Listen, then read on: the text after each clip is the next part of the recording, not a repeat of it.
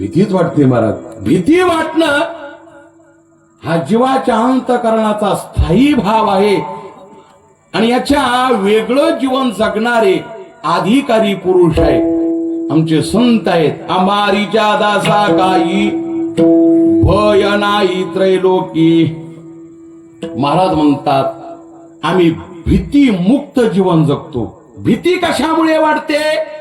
देह आणि देह संबंधी असणाऱ्या या सर्व विनाशी वस्तूंची आसक्ती केलेल्या जीवाला भीती वाटते एक.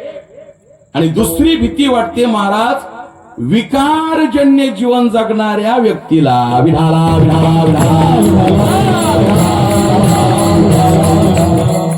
काव क्रोध बंदी खानी तुका मने दिले दोन्ही इंद्रियाचे धनी आम्ही झालो गोसावी तुका मने देह भरिला विठ्ठली काम क्रोध केले घर रीती. या बोधावर साधना करणारे साधकारूढ झाले की भीती मुक्त साधना घडवू लागते. भीती दोन प्रकारची आहे. बाहेरची भीती वेगळी आणि अंतःकरणातली भीती वेगळी. बाहेरची भीती सांगत असताना आणि आतली भीती सांगत असताना तीन प्रकारच्या भीतींचं वर्णन आलं. आधी भौतिक भीती वेगळी, आधी दैविक भीती वेगळी आणि आध्यात्मिक स्वरूपाची भीती वेगळी. विठाला विठाला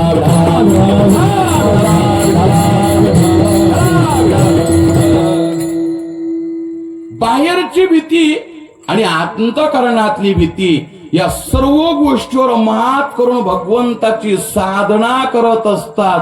महाराज म्हणतात आनंदे निर्भर डुल्लत सो सर्व सुख ल्यालो सर्वालंकार. आनंदे निर्भर डुल्लत सो आनंदे निर्भर आनंदे निर्भर आनंदे निर्भर आसो वलते ठाई. आनंदे निर्भर आनंदे निर्भर आनंदे निर्भर आसो वलते ठाई. आनंदे निर्भर आनंदे निर्भर आनंदे निर्भर आसो वलते ठाई. आनंदे निर्भर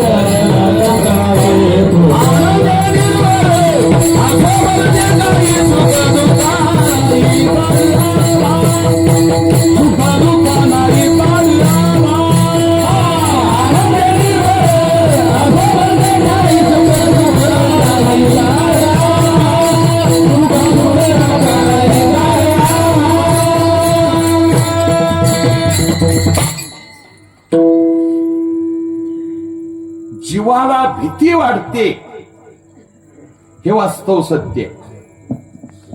या भीतीवर मात करतात हा साधू महात्म्यांचा वर्ग आला.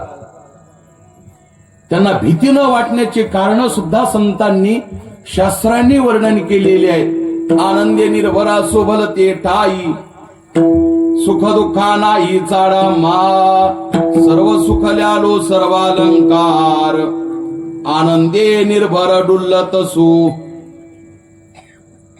एक भागवत महापुराणामध्ये आलेला श्लोक आहे. हा मला वाटतं हा शास्त्रकारांचा सुभाषितातला श्लोक असावा. भोगे रोग भयम. कुणाला कशाची भीती वाटते? भोगी माणसाला रोगाची भीती वाटते. आणि भोगी माणसाला नाही भीती वाटली तरी भोग रोगाला कारण ठरत असतात. भोग हे रोगाची जननी आहे. भोगे रोगे जोडणी दिले आणि का दिले आणि का आरुची देवता आरुची देवता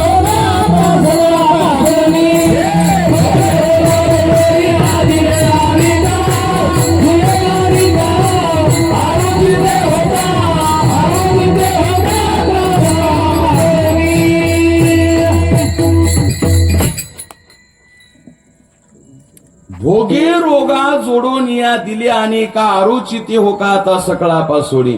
आता मज साये ते करावे देवा, तुझी घेई सेवा सकळ गोवा गवोनी.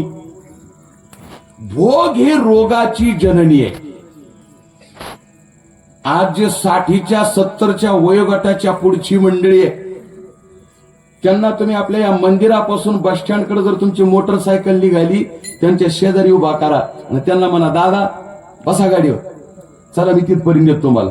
पहा ते वयोवृद्ध बाबा आपल्याला गाडीवर तर बसणार नाही पण सोयीना बी बसणार. जाऊ दे म्हणे मी येतो पाठीमागून. तुम्ही आग्रह करा 60च्या पुढच्या लोकांना, मला ते पायीच येणार चालतच येणार. आपण बघितले आपण परिसर आमचे वडील जवळपास 87च्या 88च्या घरात आहे. दोघं पैज लावून जेवायला बसलो तरी मला ते माझ्या एवढ्या तारुण्यात जेवायला सुद्धा कधी आटोपले नाही, कधीच नाही.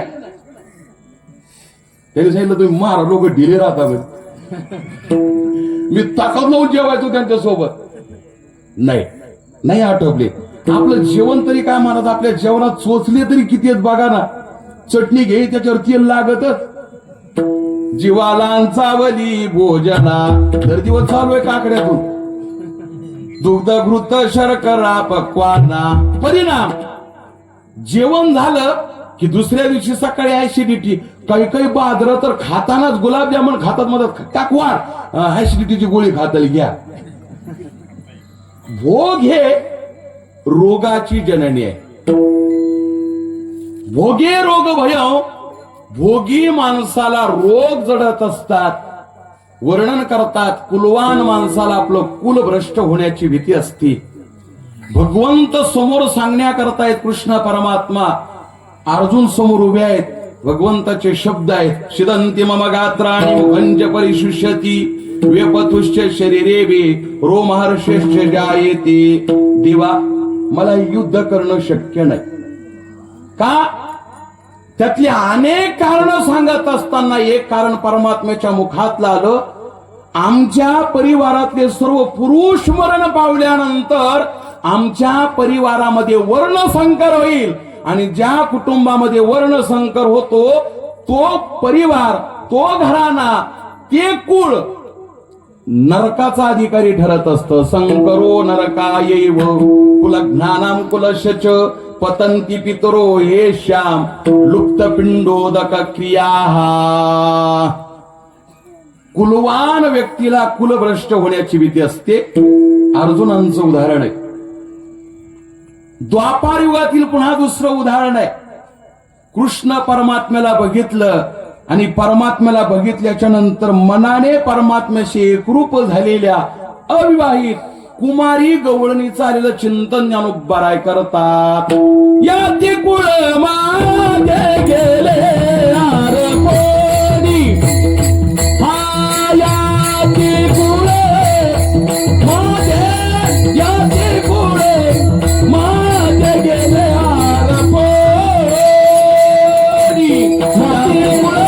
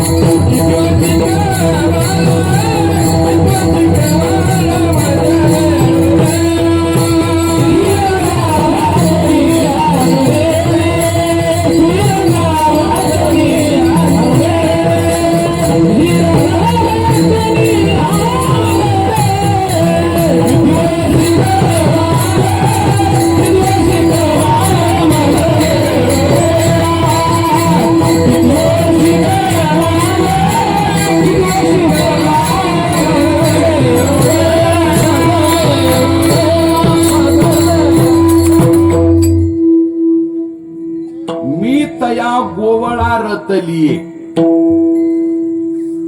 आणि पुन्हा महाराजांचं उत्तरार्ध आला, काही केलिया वेगळा नोहे गे माये.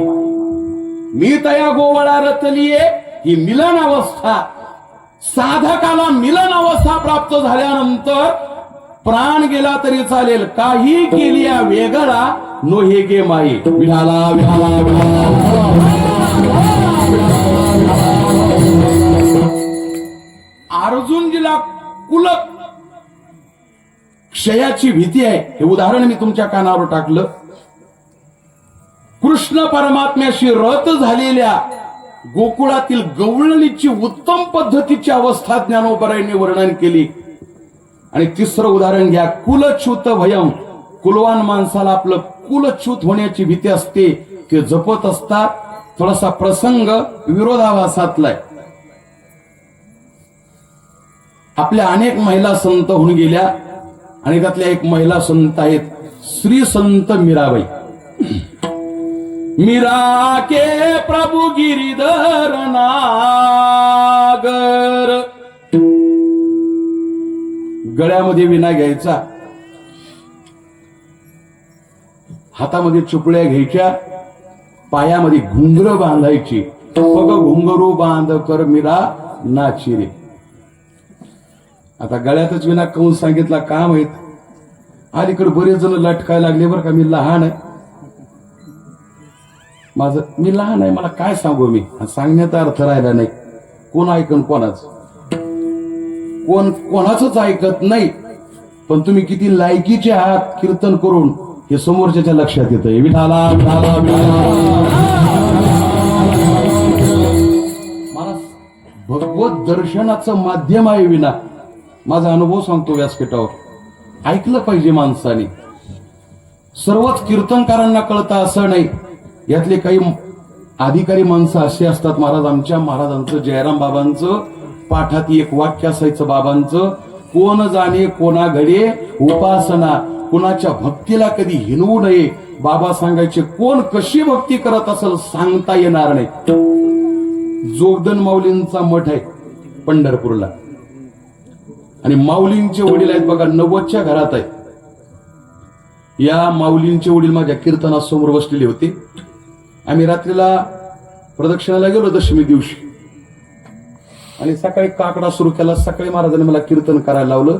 माझी चूक सांगतो मी, आणि माझ्याकडून गळ्यात तेव्हा विणा मी हातातला सोडला. विणा मोठा होता आणि तो विणा नंतर असा एकदा दोनदा असा खालीवर झाला.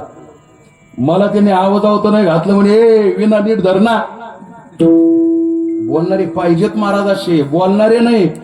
आता लोक बोलायला तयार नाही, नाहीतर ही सर्व मंडळी बोलणाराकडे नाही मारणाराकडे राहिलेली आहे. जयराम बाबा मार, आमच्या टाळाला जर वेड हा पडला 4-5, 2-4 वेड हे पडले, बाबा जे हातात येईन ती फेकून मारायचे जयराम बाबा. अरे या मंडळीकडे माणसंच वेगळे असतात. या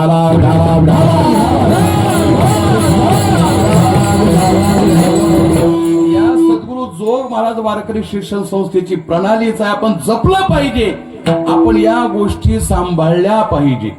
विनागळ्यात घेतलेला आहे, नाथांची ओवी आलेली आहे. ब्रह्मानंद चालत ब्रह्मविना वाजवीत.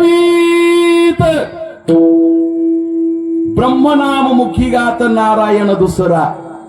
हे जे स्वर काढले महादेव महाराज जगताप वैकुंठवाशी आष्टीकर महाराज, त्यांचे स्वर असायचे हे ओवी करता. ब्रह्मानंद चालत ब्रह्मविना वाजवीत. ज्याने ब्रह्मानंदाचं दर्शन होतं, भगवत दर्शनाचा असणारा माध्यम आहे, साक्षात देव आहे. विठ्ठल टाळ विठ्ठल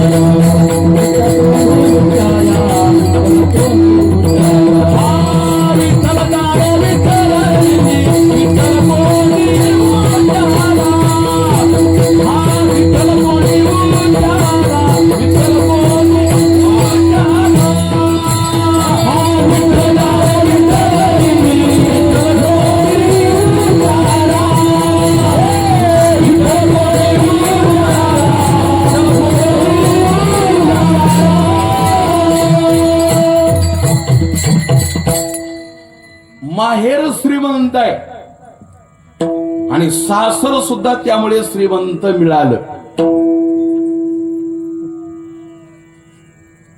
आता अलीकडल्या मला किचकट गोष्टी नाही सांगू वाटत. कसंही जीवन असलं तर सासर श्रीमंत पाहिजे पोरीला. आता सध्याच असणार एक जीवन आहे दैनंदिन. चला तो भाग वेगळा आहे, आपल्या चर्चेचा विषय नाही. माहेर श्रीमंत आहे मीराबाईंचं, सासर श्रीमंत आहे. परंतु जेवढी आवड माहेराच्या मंडळीला भजनाची आहे तेवढी सासरच्या मंडळीला नाही. चौकात यायचं आणि कृष्ण परमात्म्याचं भजन करायचं, नाचायचं. पग घुंगरू बांध मीरा नाची रे.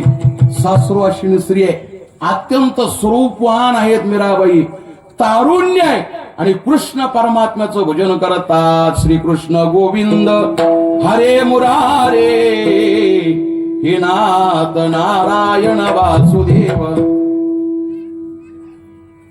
कृष्ण माझी माता कृष्ण माझा पिता कृष्ण माझा पिता. बहीण बंधू चुलता कृष्ण माझा.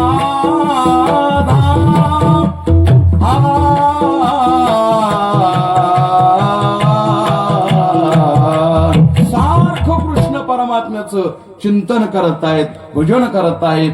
सर्व काही करणारा परमात्मा हे सासरच्या मंडळीला ते सहन झालं नाही आणि त्यांनी मारण्याकरता विष का प्याला राजाजीने भेजा. आनंदाने नामचिंतन केलं आणि नामचिंतन करत करत ते विष प्राशन केलं. परमात्म चिंतन करतात हे घरातल्या मंडळीने कशा करता केलं. लोग कहे कुलनाशी रे. विधाला विधाला भोगी माणसाला रोगाची भीती असते, कुलवान माणसाला कुलभ्रष्ट होण्याची भीती असते, पैशावाल्या माणसाला राजाची भीती असते, बलवान माणसाला शत्रूपासून भीती असते, रूपवान माणसाला म्हातारपणाची भीती असते, गुणवान माणसाला वाईट प्रवृत्तीच्या लोकांची भीती असते. आणि या जगामध्ये जो जीव म्हणून ज्याने शरीर उपाधी धारण केली, शास्त्रकार सांगतात काय कृतांतात भयम. या शरीराला प्रत्येकाला एक महत्वाची भीती स्वीकारावी लागते, ती म्हणजे काळाची भीती. काळाची हेवडी पडेल बा जेव्हा, सोडविना तेव्हा माय बाप. उपजल्या पिंडा मरण सांगाते, उपजे ते नाशे नाशिले ते पुनरपी दिसे. हे घटिका यंत्र तैसे परिभ्रमे गा. देह हे काळाचे धन कुबेराचे, धन कुबेराचे, धन कुबेराचे, धन कुबेराचे.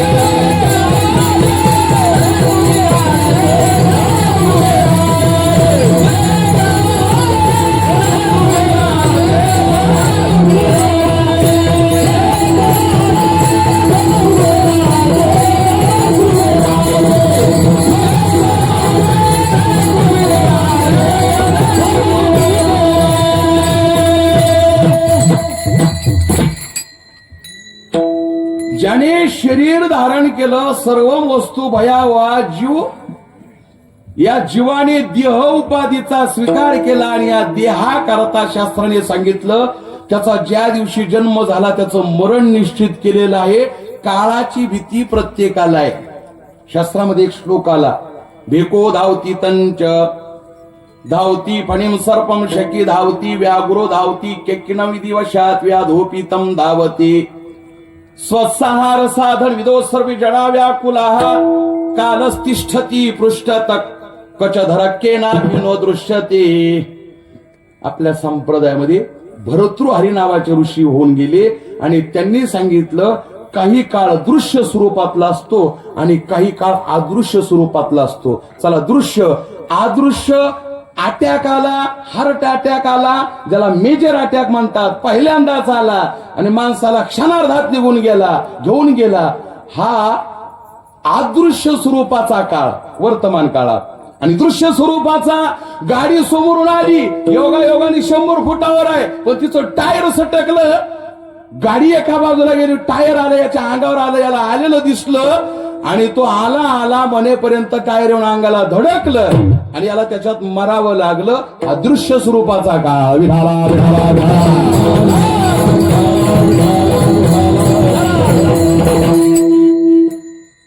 या जीवाला प्रत्येकाला महाराज काळाची भीती आहे.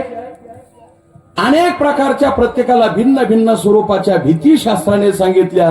महाराज म्हणतात त्या भीतीचा अंगीकार करून भगवत चिंतन जर केलं तर ती विशेष स्वरूपाच्या फलाला कारण ठरत नाही.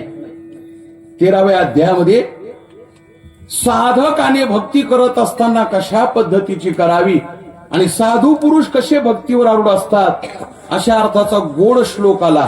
अमानित्व मदंभित्व महिंसा शांतिरार्जवं आचार्यो पासनं शौचं स्थैर्य आत्मविनिग्रह. हा इथं परमार्थिकाचे 9 लक्षण आली. अमानित्व, अदांभित्व, अहिंसा. विधाला विधाला. अमानित्व मानरहित, दंभरहित. आणि जेव्हा आयुष्याचं चिंतन आलं, स्वामी राम सुखदासजींनी अहिंसेचे 82 प्रकार सांगितले. मृदू अहिंसा कोणती, मध्यम अहिंसा कोणती, तीव्र अहिंसा कोणती, एका हिंसेचे प्रकार सांगत असताना 82 प्रकारची हिंसा सांगितली. आणि कुठल्याच प्रकारची हिंसा न होऊ देता परमात्म चिंतन करतो तो साधक असतो. आणि या सर्व साधनेची परिपक्व अवस्था निर्भय जीवन जगणे. निर्भय अवस्थेमध्ये परमात्म चिंतन करणे तुकोबाराय म्हणतात ते या मनुष्य जन्मामध्ये शक्य आहे. आम्ही श्री गुरूंच्या कृपेने या साधनेच्या मार्गावर आरूढ झालो आणि परिणाम आम्हाला भगवत दर्शनाचा योग आला. अभंगाचं पहिलं चरण झालं निर्भय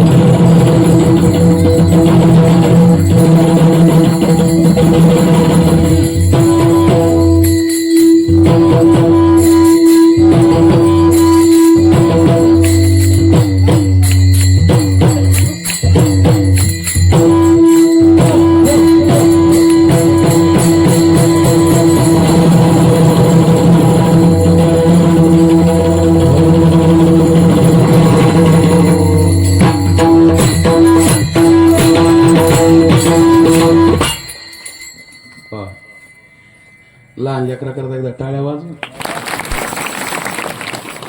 यायला बरं वाटत आणि तुमची झोप जाईल. विठाला विठाला.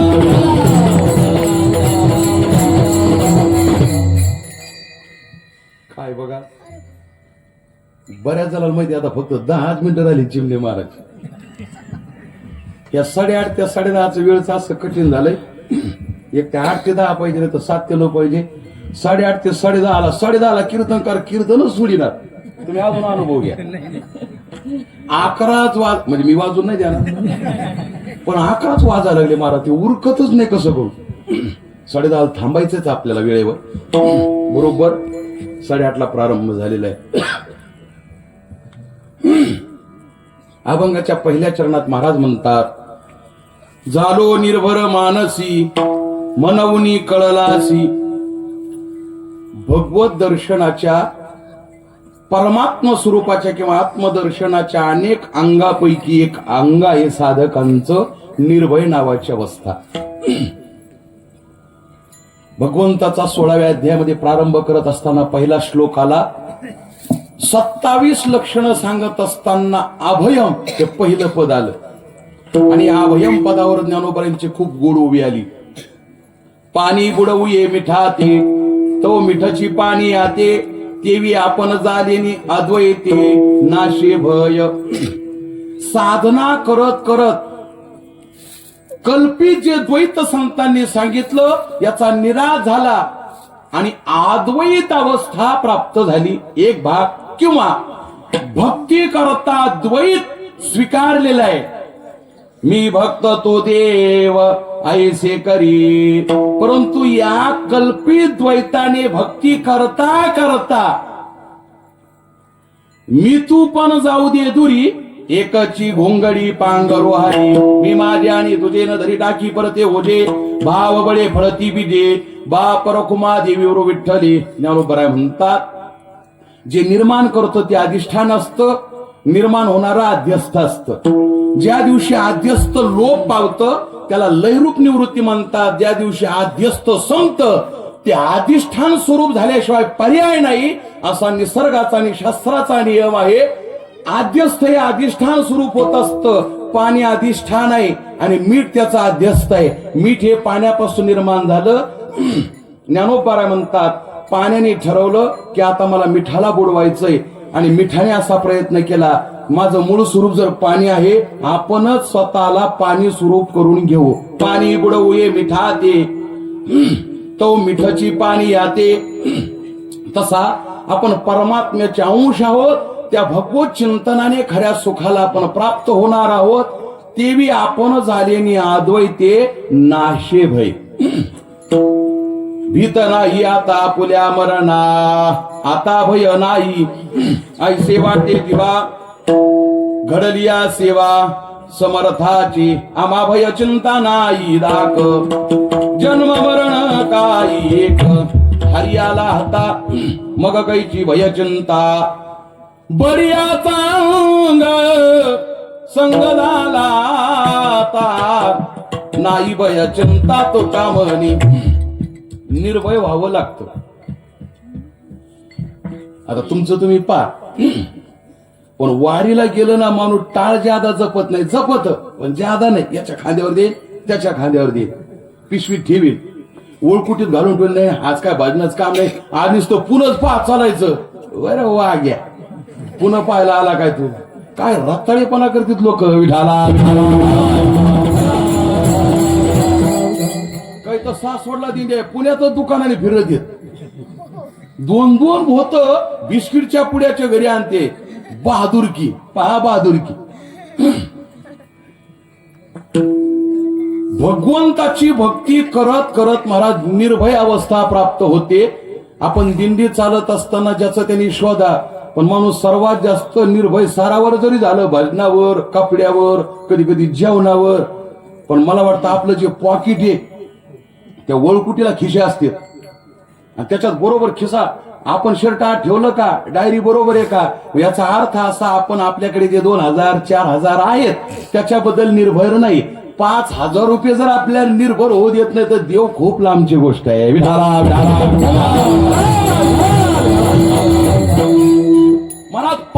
मूर्ती समोर बसलेल्या आहेत, बलवान पती आहेत, ज्याच्यामध्ये धर्मराज, भीम आहेत, अर्जुन आहेत, नकुल आहेत, सहदेव आहेत.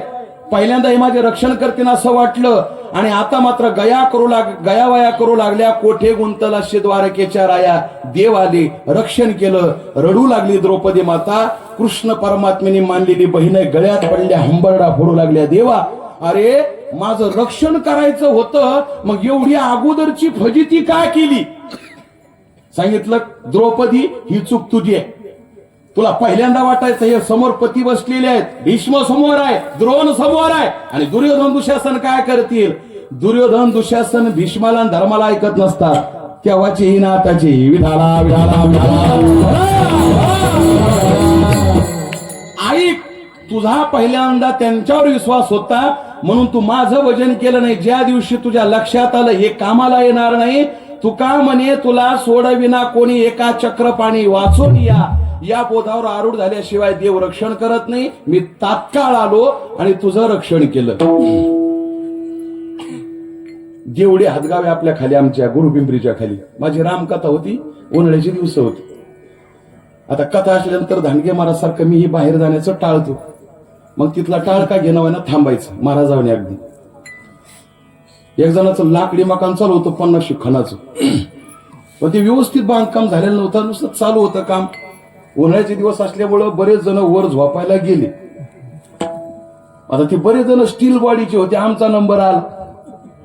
आता माझा नंबर आला तेव्हा मला आहे ना शिडीवर चढायची भीती वाटते, झाडावर, शिडीवर. मी काही सांगायची गरज नाही, तुम्हाला अंदाज येईल माझ्याकडे पाहून.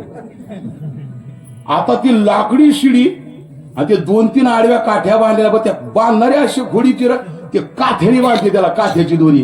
ती दोरी तुटत नाही, पण वाजणं काही सोडित नाही. कर कर कर कर चढणाऱ्याला वाटतं तुटले तुटले. सारे वर गेले आणि झोपायच्या तयारी होतं. ते नंबर माझा आला. त्यांच्या घर मालकाला 2 मुलं होती. एक बरं होतं, लहान जरा बोबडं होतं, 7वी-8वीचं. आता मी वर चढायला लागलो. मी 2 पायऱ्या चढलो. त्यांनी वरून खाली पाहिलं. ते म्हणे, आले बाप, आपल्या शिडीचं काय आज खरं नाही बा. मी 3 शिड्या चढलेलो होतो त्या पायऱ्या, फार झालं तर 6 फूट अंतरावर. पण मी म्हणलं जर वर गेलो तर वरून खाली मी घसरत येईल. मला यातून हे सांगायचं, 10 फुटाच्या शिडीवरून खाली आलो असतो तर फार झालं तर अंगाला ओरबडलं असतं. त्याच्यापासून आपण जपतोय तर संसार आणि देहावर निरासक्त आणि निर्भर होऊन भक्ती कधी घडेल आणि कधी त्याचे आपण अधिकारी हो हे व्हावेत, याकरता महाराजांचा बोध आहे. झालो निर्भर मानसी मनवनी कळलाची. ज्यांना परमात्मा कळाला, देव त्यांना 4 प्रकारचे लाभ प्राप्त करून देतात. तुझे मनविता त्यास भय चिंता नाही आस, चुकविशी पाश गर्भवास यातना. सप्तपाशाचं नाथांनी वर्णन केलं. पाश मुक्त जीवन जगत असतात, गेले आशा पाश निवारोनी. महाराज म्हणतात कशामुळे ही अवस्था प्राप्त झाली? ते वर्म आले आमुच्या हाता, हिंडावे धुंडावे न लागता, होय अविनाश 6 कार्यदाता. महाराजांचे नाटाच्या अभंगातले शब्द वर्म लक्षात आलं. येथे एक वर्म पाहिजे धीर, परिमे आले केले आसार, देहा नाशिवंत जाणार, धरिले सार नाम तुझे. महाराज म्हणतात त्यातलं वर्म लक्षात घेतलं. तुझे जाणून या वर्म कंठी धरी येले नाम. त्याचा लाभ असा प्राप्त झाला, त्या सुखाने आमचं जन्म दुःख निवारण झालं. अभंगाचं शेवट.